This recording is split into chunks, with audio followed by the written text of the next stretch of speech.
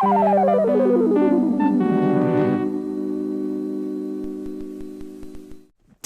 on The Good, the Bad, and the Unknown, Betty White gives consent, meets your man, and lives life on another sitcom.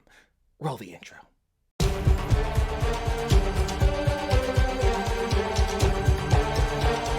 Hello, boys and girls. This is your old friend RJC, and I am back with another episode of The Good, the Bad, and the Unknown, where I take one entertainer and find one work of theirs that I like, one that I don't, and one that maybe not many people know about.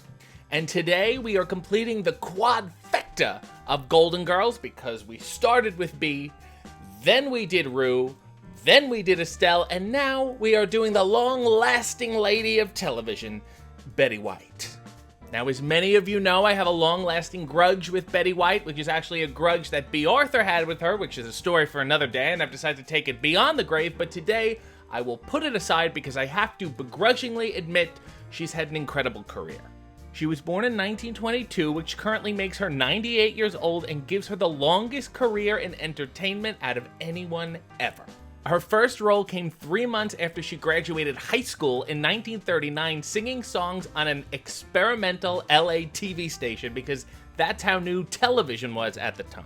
After that, she had long careers in both radio and TV, being on countless talk shows and game shows, and of course sitcoms like The Mary Tyler Moore Show, obviously The Golden Girls, and I guess Hot in Cleveland.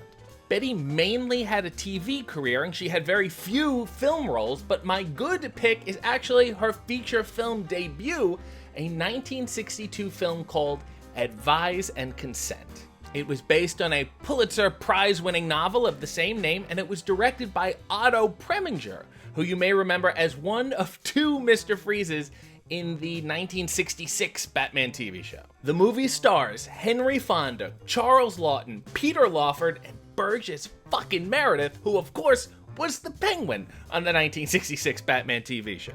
Betty played a Kentucky senator, and the premise of the movie is that the US president is fallen ill and he's gonna die soon, and he doesn't want the vice president to become president, so he tries to quickly pass a Secretary of State in the hopes that the Secretary of State would become president once the president dies, even though that's clearly not legally possible at all. Both Martin Luther King Jr. and a pre-president Richard Nixon were offered roles in the movie, but ultimately turned them down.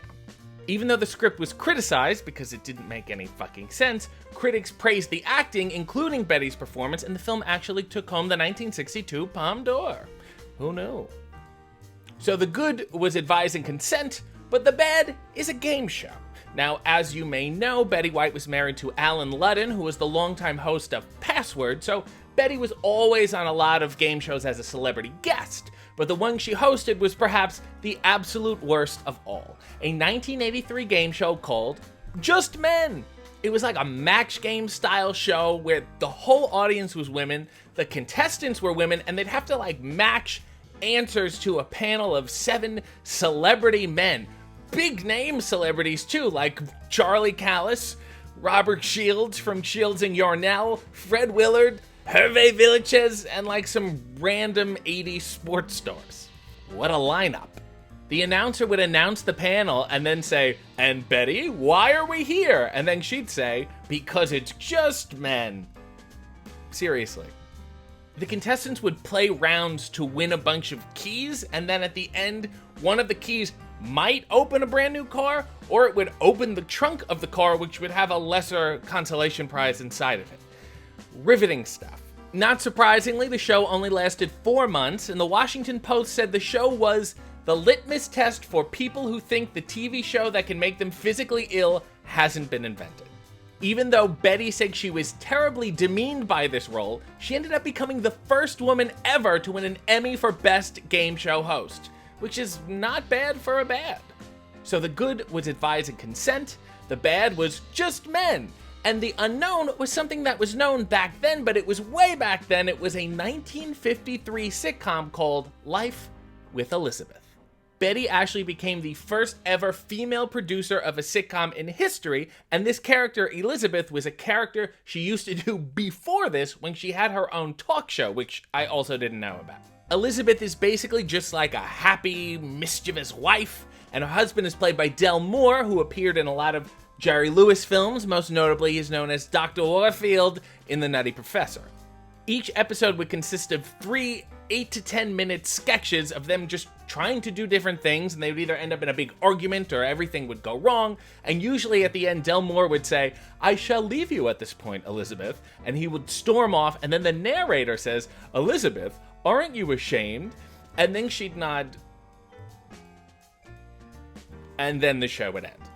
They did 65 episodes, and it was by all accounts a successful series, but they didn't want to make too many episodes, which would hurt them in the sale of syndication, so they decided to end the series. In the 60s and 70s, they actually packaged these episodes and sold them as mail-in 16mm home movies. How commercial. And the show isn't in syndication right now because it's so old that it's actually part of the public domain, so you can pretty much go watch all of the episodes on YouTube right now. So the good was Advise and Consent, the bad was Just Men, and the unknown, which you now know, was Life with Elizabeth. Decent little career, Betty. I am RJ City, and this is what I've chosen to do with my life.